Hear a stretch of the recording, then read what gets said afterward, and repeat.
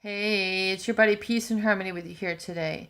We're going to be addressing I would say one of the most frequent questions I get, and that is really how to get revenge, how to get back at a narcissistic or psychopathic abuser, how to basically kick them to the curb, how to let them go, how to release them, how to get rid of them, how to get beyond them, how to get back a life, how to reboot your life, how to get back at them, how to get have them know that they're no good, that they're not worth your time, they're not worth your energy, they're not worth messing around with, that they're not going to pull one over on you.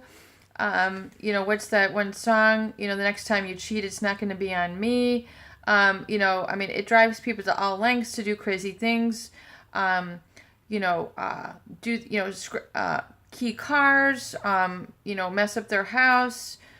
All these different things that really, when it comes to, once you've realized that you've been violated or betrayed or abused for the last time, how do you really get revenge, or how do you really put an end to it? I think is really what most people want to know. And realize that, in the words of Florence Scovel Shinn, your word is law.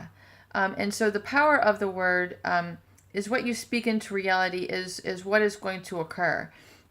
So, when we talk about, she says here in her book, the invisible forces are ever working for man who is always pulling the strings himself, though he does not know it. Owing to the vibratory power of words, whether men's voices, he begins to attract. People who continually speak of disease invariably attract it.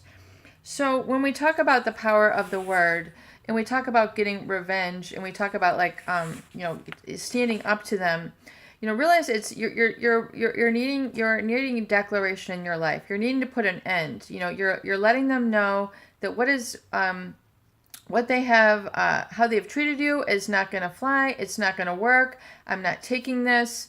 And so having that really sort of declarative commitment, that sort of pronouncement, I'm no more. This is it. What I've seen, I know.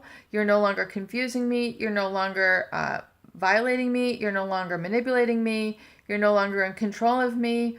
I'm not a puppet. I'm not your dog. I'm not any of these things. So once you really know that and own it, and then start to realize that this person was just keeping you in this position just as a self-serving mechanism, you realize that you no longer wish to be attracted to the story that person is telling you about your life. So in essence, they're really, giving you a lot of erroneous messages about how you desire to be treated. And, that is a trauma bond, which absolutely positively you can let go and speak the word that I no longer wish to participate in this sort of relationship ever again. And so that commitment, that declarative statement, and owning that, and then in essence really being, owning that and being convinced 100% that you deserve, not need, not, wish, not wishy-washy, but you deserve something better. You know it. You know you deserve something better. You know you are better. And it's not as a matter of I'm superior than you, just I am better. I deserve better than that. I don't deserve abuse. I don't deserve chronic, maltreatment. I don't. I'm not living that lie. I'm done with it. I'm done. And so it's those declarations really begin to resonate within your heart. It really electrifies your heart, which has really a lot of electrical energy to it, more so than the mind. So when, for example, Dr. Joe Dispenza looks at the power of meditation and people really focusing in on their internal reality, their health, and really sort of reprogramming their body to combat disease, which he's done a lot of miraculous, really incredible studies on. And Louise Hay has also looked at the power of affirmations to helping her really sort of ward off and be cured from serious diseases, even such as cancer. It's really mysterious, really the power of the mind, body, and spirit as it integrates through really warding off diseases is very much a frontier. And there's a lot of pioneering work being done in quantum physics, the body, mind, spirit, the integrative medicine, the neuroscience of health. So really a lot of frontier action being directed there. So when we look at really getting revenge on an abuser, it's saying, it's coming to that declarative, place within yourself. It's landing home. It's coming back to your body. It's coming back to you. It's coming. It's really you're getting a chance to own yourself, where this other person almost in essence really owned you. They had, and I've heard a lot of my clients say, I feel like they had a piece of me. Or I lost a piece of me, and realize, that feeling of like having a hunk taken out of you is in essence that feeling of, this person had a lot of my reality for a bit, and they claimed me as theirs. And so it's like pulling back authority over yourself, and it's taking responsibility back for yourself. It's pulling the reins back and realizing you have the reins, you have the key, you have power over your life, and then declaring it. And a lot of people realize when they say, this is it. I'm so done with this.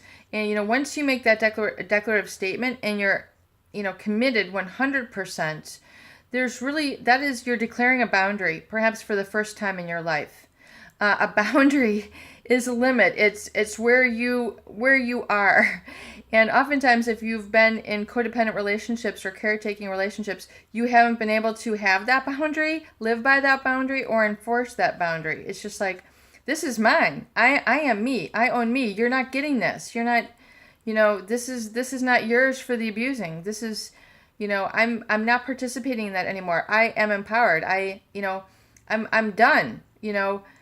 Apologies or not, I am done. And so once you make that declarative statement, and for the first time, you're putting your foot down, you're drawing a line not in the sand, but around you, psychically and emotionally, that this is it. I have a firm boundary. This is really, sometimes it's a first time experience for people to make this declarative statement, and then they actually begin to own their reality, own their life, own their perspective, own their feelings, own their outlook, and own their goodness. And so really, that experience of owning your goodness, being self-directed, being able to self-depend on yourself, is just saying, this is it right here, right now. It's going down. It is here, And then so when you make that declarative statement and you speak those words, which are very powerful, you're then basically sending a message to yourself, to the universe. I'm done. I'm owning my goodness. I'm owning my future. I'm owning my prosperity. I'm owning an abundance in my feelings. And I'm owning the positive feelings that I get a chance to experience now, and not at the hands of an abuser. I'm owning my self-esteem, that I am good, I am wonderful, I am magnificent, and I am connected to my higher self now. And I'm giving up that abuser. I'm giving up that pain, that suffering, that struggle that they have tried to insinuate was to be my life. But I'm letting go of that now. I'm no longer connected to it. And I'm now connected, and I own my boundaries. I enforce them. And I am working on those positive emotions now. And I'm no longer giving those other people permission to hurt me in this way. In fact, they have nothing to do with me. They're separate from me. And if they want to, proceed in their life in such a way that it has nothing to do with me, I am not related. I'm disconnected. I'm not related. I'm not connected there anymore. So it's declaring a boundary. It's declaring the self-protection. And sometimes people do this really for the first time in their life, after narcissistic abuse. So that is the power of the word. And, realize, in the words of Albert Einstein, you cannot simultaneously prepare and prevent for war. So when you declare this, you are owning this. You're declaring a boundary. You can't simultaneously do this and then expect to be abused at the same time. Once you're there, you've hit home. You're living in the present. You're living in the now. You're no longer attached to this abuser.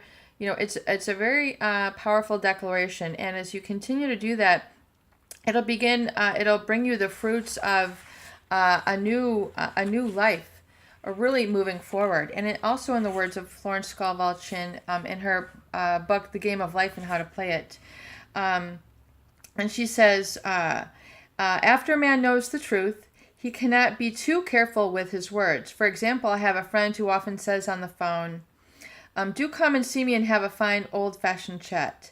This old-fashioned chat means an hour of about 500 to 1,000 destructive words, the principal topics being loss, lack, failure, and sickness. And she says, I replied, no, I thank you. I've had enough old-fashioned chats in my life.